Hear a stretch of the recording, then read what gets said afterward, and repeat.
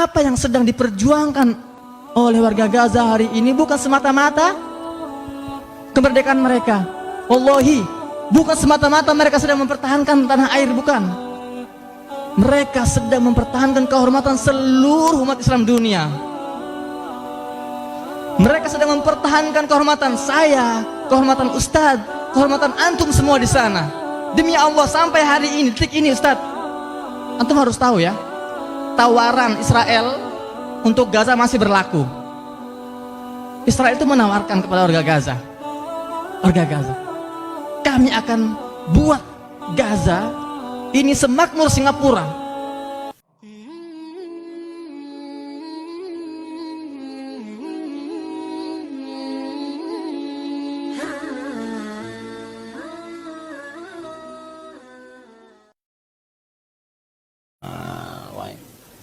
Ini dia orangnya nih. Wah, sudah sering lihat ya? Wah, alhamdulillah. Silakan Ustaz. Boleh silakan duduk? Fadal, silakan. Saya duduk di sini, antum di sini. Fadal. Antum sini. Fadal. Saya sudah duduk, antum jangan naikkan lagi. Fadal Ustaz.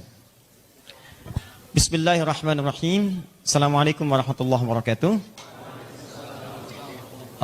Teman-teman sekalian, alhamdulillah hari ini malam ini kita kedatangan tamu yang sangat istimewa. Saya itu, tapi ini rahasia ya, rahasia. Saya saking cintanya dengan saudara-saudari kita di bumi Syam, Palestina. Di ruang kerja saya sampai hari ini di atas itu saya lilitkan syal Palestina yang tidak pernah saya lepaskan kecuali Palestina sudah mendapatkan haknya dan sudah terbuka Masjid Al-Aqsa itu untuk orang-orang beribadah di dalamnya. Maka alhamdulillah malam ini dikirimkan saudara kita yang beliau akan memperkenalkan dirinya langsung, siapa beliau, kenapa ada di sini, kenapa tiba-tiba muncul, ya apa yang terjadi kemudian di Gaza dan sebagainya. Tidak panjang lebar, panjang kali lebar sama dengan luas dan itu terlampau banyak menyita waktu. Ustaz, waktunya 5-10 menit. Terserah antum, silahkan apa yang mau disampaikan. Fadhal. Sebentar, bahasa Arab apa bahasa Indonesia?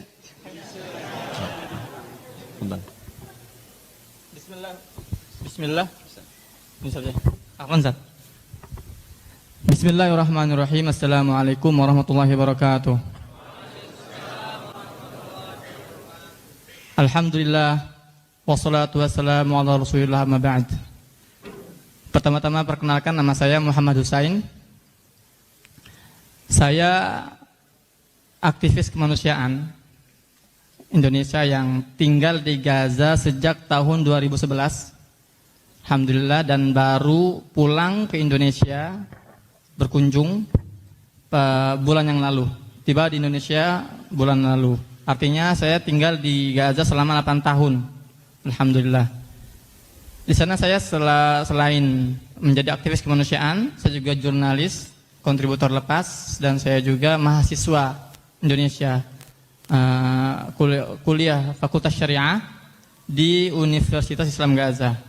Jadi statusnya mahasiswa, jurnalis, tinggal di sana. Iya. Karena tadi beliau mengatakan ke Indonesia berkunjung, jadi Indonesia ini dikunjungin. Tinggalnya di sana. Baik, status menikah? Alhamdulillah Ustaz. Dengan orang? Dengan akhwat Gaza. Akhwat Gaza, Masya Allah. Apakah sudah tidak menemukan di Indonesia sampai mencari ke Gaza? Antum lebih tahu Ustaz, kita punya berapa slot? Masya Allah. Baik, insya Allah. Fadhal Ustaz, silakan. Alhamdulillah. Kemudian saya ingin ucapkan terima kasih ya, ba'da'an nashkurullah ta'ala. Saya ingin ucapkan terima kasih kepada Ustaz Al-Mukarram Ustaz Adi Hidayat yang memperkenalkan saya untuk mengunjungi beliau malam hari ini. Sebuah kehormatan dan kebahagiaan yang tidak bisa saya ungkapkan. Nah, lanjut saya ingin sampaikan kepada antum semua.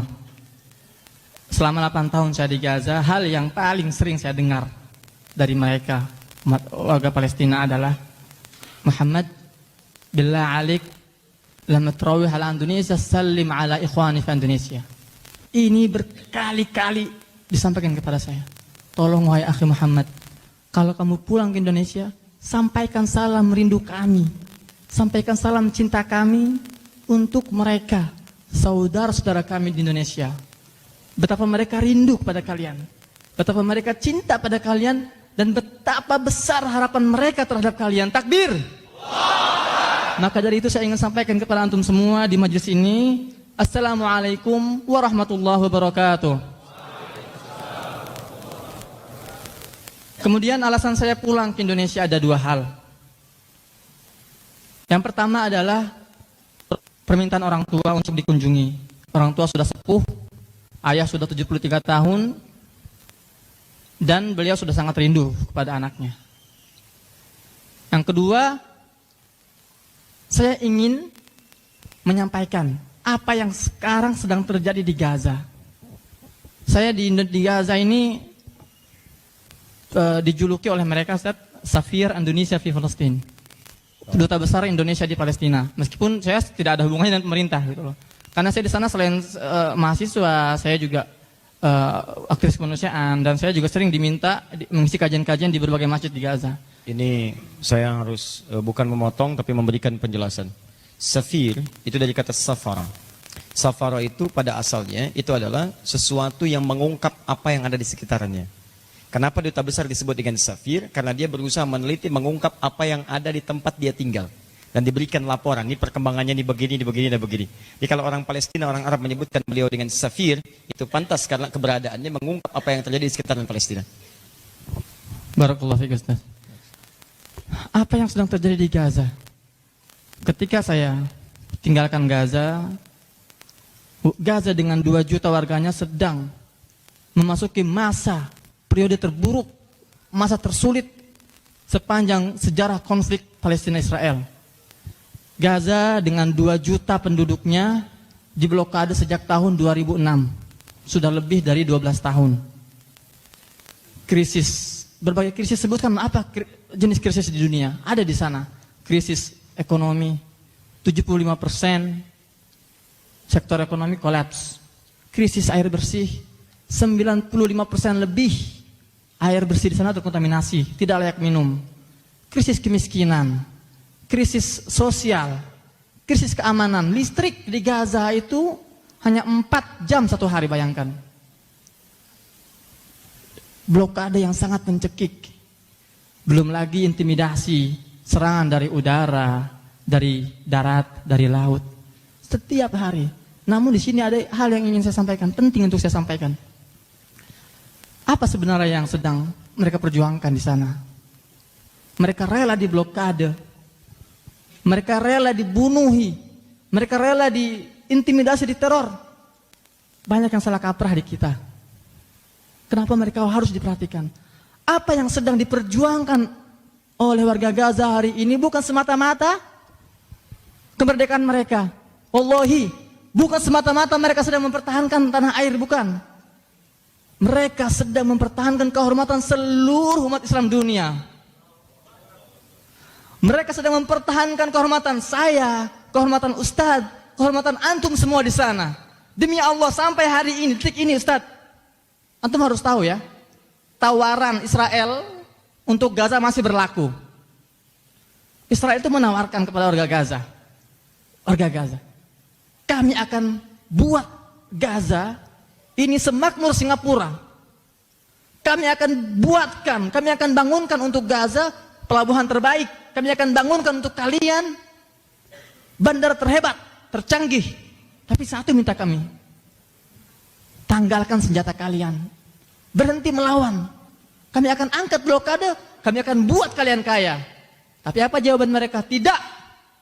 Karena warga Gaza tahu yang sedang mereka perjuangkan adalah kehormatan umat Islam dunia. Gaza adalah benteng pertahanan terakhir umat Islam. Kalau Gaza tunduk, kalau Gaza menyerah, tidak ada lagi kebaikan di atas bumi ini. Ini yang harus kita pahami. Maka saya pulang ke Indonesia, saya berharap agar pemahaman ini bisa tersebar merata. Demi Allah, ini saya tidak basa-basi. Warga Gaza itu sering berkali-kali ngomong ke saya bahwa kami menaruh harapan besar terhadap umat Islam Indonesia.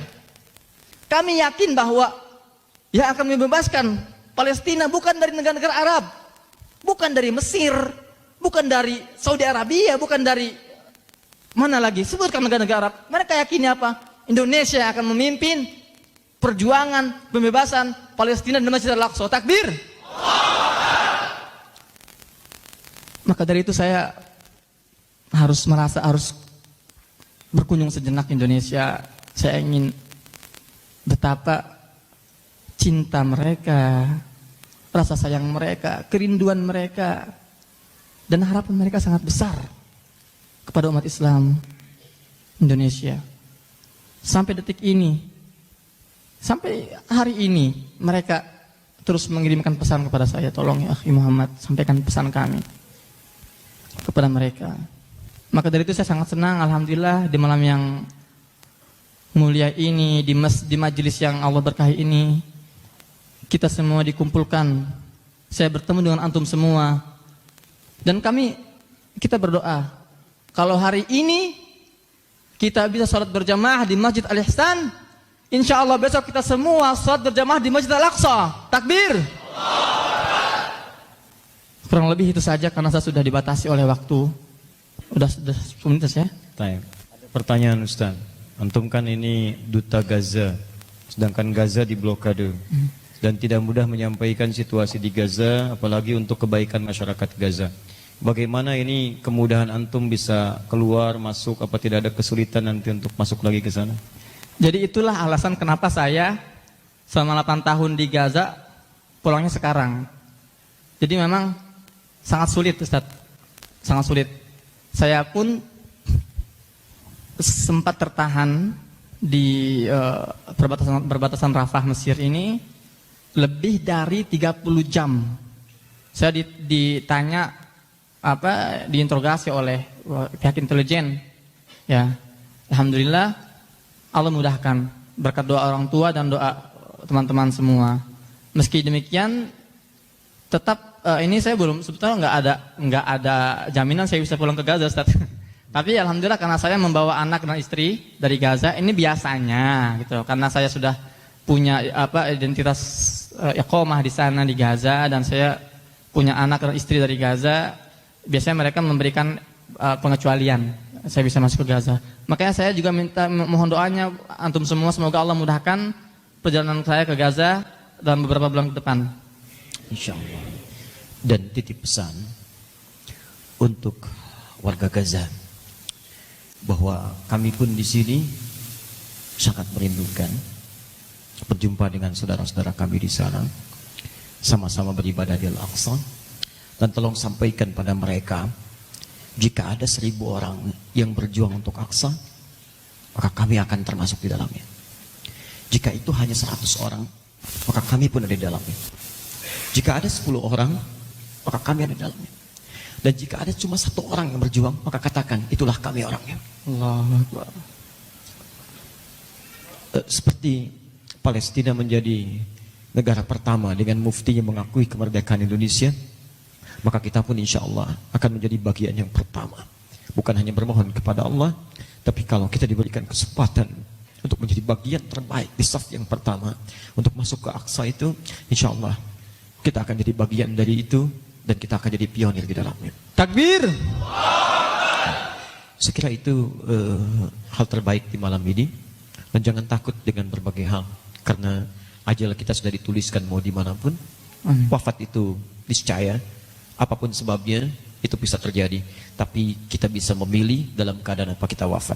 Jika Anda bisa mengondisikan diri wafat dalam keadaan mulia, maka tinggalkanlah segala perbuatan yang sia-sia, yang sekiranya tidak punya